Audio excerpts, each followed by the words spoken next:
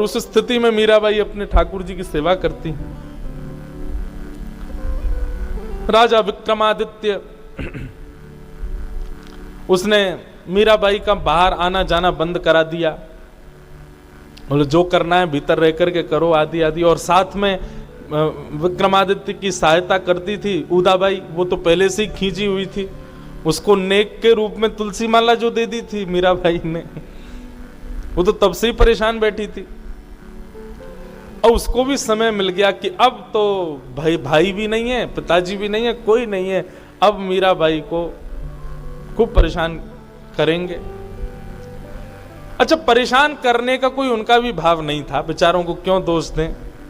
पर मीराबाई रोज कुछ उत्सव कर रही हैं, कभी कुछ कर रही हैं, कभी नाच रही हैं, कभी गा रही हैं, कभी लिए तानपुरा बढ़िया सुंदर गीत गा रही हैं, संगीत हो रहा है, ढोल नगाड़े बज रहे हैं, ये भी विचार नहीं करती कि आज दिन कौन सा है। कभी कभी परिवार में किसी किसी पूर्वज की तिथि का उत्सव होता था तो घर में थोड़ा शोक संवेदना घर में सब लोग करते थे, पर मीराबाई तो आज किसी और ही भाव में, वहां ढोल नगाड़े ताशे बज रहे हैं। इन सब भावों से घर के लोग बड़े परेशान। उदाबाई अपने भाई के पास बैठी थी, बोले अब तुम राजा हो, तुम्हारे हाथ में सत्ता है, तुम चाहो जो कर सकते हो। बोले क्या करें? बोले कि बाहर तो सब सुखी हैं लेकिन घर में ही दुखी हैं मीरा की वजह से। बोले सारे दुख की जड़ है वो मूर्ति जो इसके संग आई है गिरधर ठाकुर जी की, भैया उसी को ठिकाने लगवाओ। बोले कैसे करें, क्या करना पड़ेगा? उदाबाई बोली हमारे यहां कैद खाने में इतने सारे कैदी हैं, उसमें से कोई बढ़िया वाला चोर ढूंढवाओ और चोर से गिरधर लाल की चोरी करवा दो और चोरी करवा करके उसको कुआं में फेंकवा दो और इसी के उपहार में उस चोर को मुक्त कर देंगे। ये ठाकुर जी जा दिन चले जाएंगे हमारे महल से, बाद दिन से मीरा बिल्कुल शांत हो जाएगी, दासी बन जाएगी हम दोनों की। विक्रमादित्य बोले बहन बहुत बढ़िया बात। कैदियों को बुलाया गया, बोले इन कैदियों में सबसे बढ़िया चोर कौन सा है? उस चोर को बुलाया गया। बोले सुनो तुमको एक काम करना है। बोले क्या? हमारे महल में एक रानी रहती है मीरा, उसके ठाकुर जी हैं गिरधर, उनको चोरी करना है, चोरी करके अर्धरात्रि में और उसको ले जा करके कुआं में फेंक दो। चोर बोला ये तो बहुत सरल काम है, मैं कर दूंगा। मीराबाई रात्रि में ठाकुर जी के श्रृंगार बढ़ा करके, ठाकुर जी का श्रृंगार हल्का करके, ठाकुर जी के चरणों में सुंदर इत्र की मालिश करके, ठाकुर जी के हाथ पांव दबाते भये अपने संग सुलाती हैं। और थोड़ी देर अपने संग सुलाने के बाद फिर ठाकुर जी के शयन शैया पर ठाकुर जी को विराजमान कर देती हैं। बंधु मीरा चरित्र से सेवा भी सीख पाएंगे, सेवा कैसी होनी चाहिए। आप कुछ ना भी करो तो एक काम हमारे कहने से किया करो, अपने अपने घर के ठाकुर जी के रात्रि में शयन के समय, अभी गर्मी का समय, अब आपके गांधीधाम में सर्दी पड़ती है दिसंबर जनवरी में, थोड़ी बहुत पड़ती होगी, तो सर्दियों के समय में घी की मालिश और अभी गर्मियों के समय में बढ़िया सुंदर खस का इत्र हो, गुलाब का इत्र हो, ऐसे सुंदर इत्र ठाकुर जी की पोशाक हल्की करके और फिर चरणों में बढ़िया ठाकुर जी के चरण दबाओ और इस भाव से दबाओ कि ठाकुर जी आप पूरे दिन ऐसे ही बैठे रहते हो, लड्डू गोपाल ऐसे ही बैठे रहते हैं, त्रिभंगलली ठाकुर जी ऐसे ही बैठे रहते हैं, आपके पांव थक गए होंगे, हाथ पीड़ा में भर गए होंगे, ठाकुर जी अब आप सहज हो जाना। ऐसे ठाकुर जी के हाथ पांव दबाया करो रात्रि में।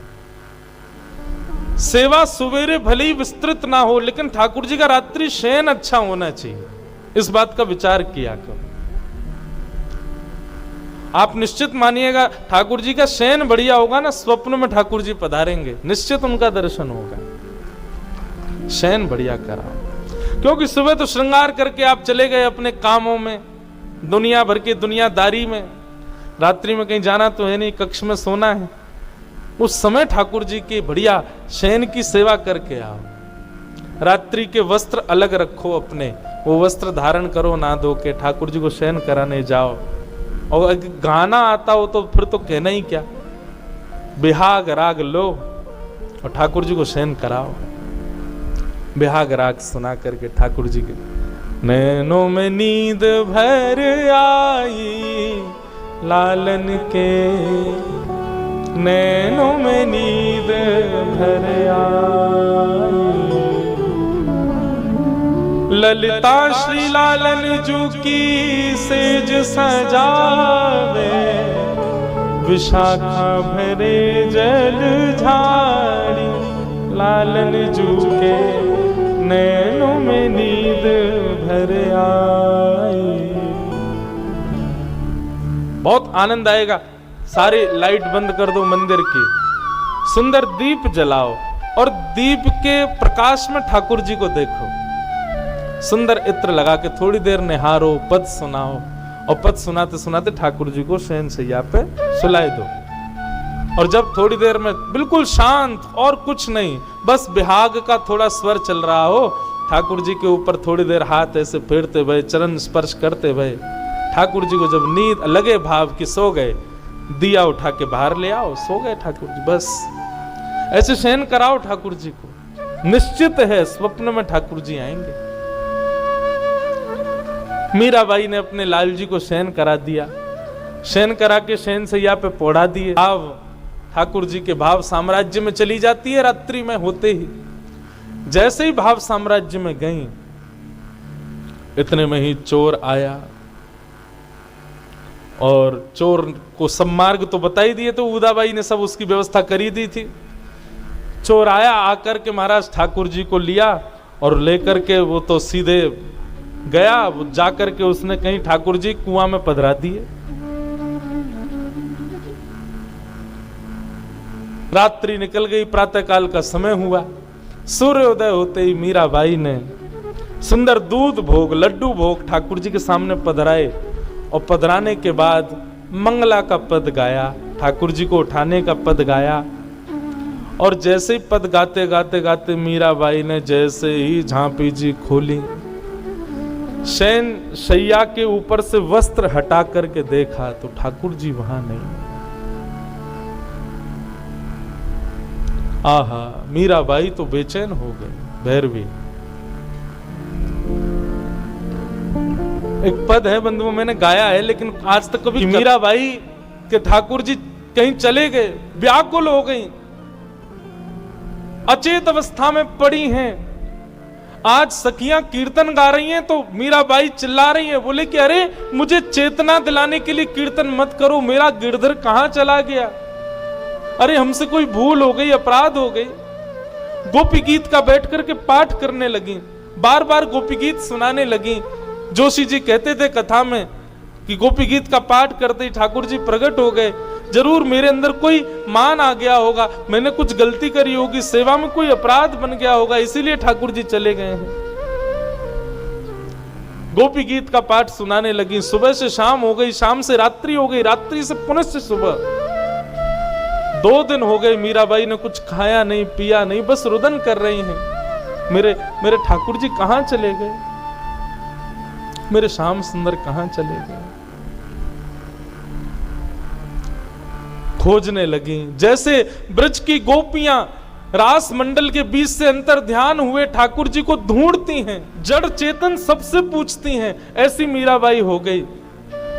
सबसे पूछ रही हैं, अरे तुम ही बता दो ना मेरे श्याम सुंदर कहां हैं। खम्भ को देखती हैं तो देख करके उसमें कुछ मारने लगती हैं कि खम्भ फटे तो इसके भीतर से प्रकट हो जाए। प्रहलाद के लिए हुए थे ना। जड़ चेतन कौन सी वस्तु सामने आ जाए उससे पूछती हैं, तुमने मेरे ठाकुर जी को देखा? ठाकुर जी नहीं पधारे। 2 दिन हो गए, कुछ खाया नहीं है, कुछ पिया नहीं है, दास दासियां सामने खड़ी हैं, बोले गिरधर आ जाएंगे, आप कुछ पा लीजिए। बोले मेरे ठाकुर जी जाने कहां होंगे, उन्होंने कुछ पाया होगा कि नहीं, उन्होंने नहीं पाया मैं कैसे पालूं। जादू करके जादू करके जादू करके हो जादू करके हो पिया कित गयो जादू करके। नंद नंदन पिया कपट जो कीनो, नंद नंदन पिया कपट जो कीनो, निकल गयो निकल गयो निकल गयो छल करके जादू करके जादू करके जादू करके हो जादू करके हो पिया कित गयो जादू करके।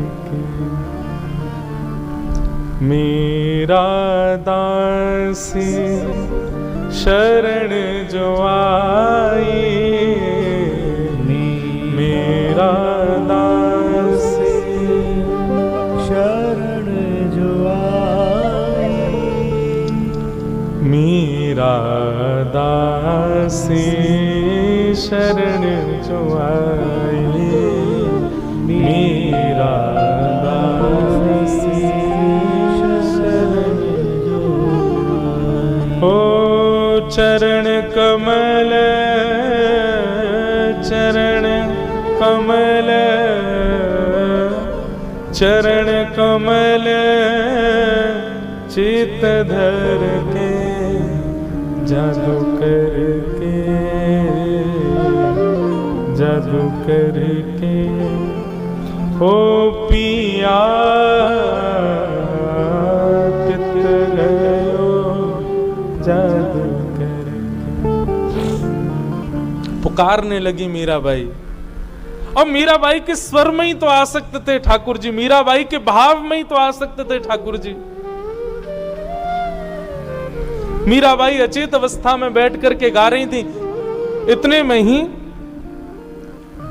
एक अद्भुत प्रकाश प्रकट हुआ गिरधर लाल जी के कक्ष में, और तभी सखियों ने देखा कि सिंहासन जो कि खाली पड़ा है 2 दिन से, अचानक देखा कि सिंहासन के ऊपर श्री गिरधर लाल प्रकट हो गए अपने आप ही।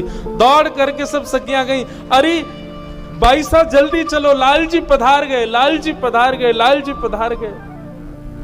मीराबाई दौड़ करके आई, जैसे ही देखा सिंहासन के ऊपर ठाकुर जी बैठे हैं, आहा, एक बार तो देख करके मूर्छित ही हो गई, फिर होश में आई, आकर के ठाकुर जी को हृदय से लगा लिया।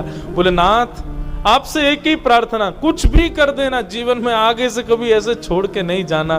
2 दिन मैंने बिता लिए, अगली बार यदि कभी गए तो एक क्षण भी जीवित नहीं रह पाऊंगी मैं, मुझे छोड़ करके कभी मत जाना। ढोल नगाड़े बजने लगे, ताशे बजने लगे, सेनाइयां बजवा दी, मंगल वाद्य गाने लगी मीराबाई। उदाबाई बोली, भैया ये ढोल नगाड़े क्यों बज रहे हैं? मीराबाई के ठाकुर जी तो चोरी हो गए, ये कैसी है? पति मर गया तब भी उत्सव मनाया था, मां मर गई तब भी उत्सव मनाया था, आज इसके ठाकुर जी चले गए तब भी उत्सव मना रही है, बताओ। कुछ सखियों ने आके कहा, बोले बाई जी ठाकुर जी गए नहीं है, ठाकुर जी प्रकट हो गए मीराबाई के। उदाबाई बोली, कैसे?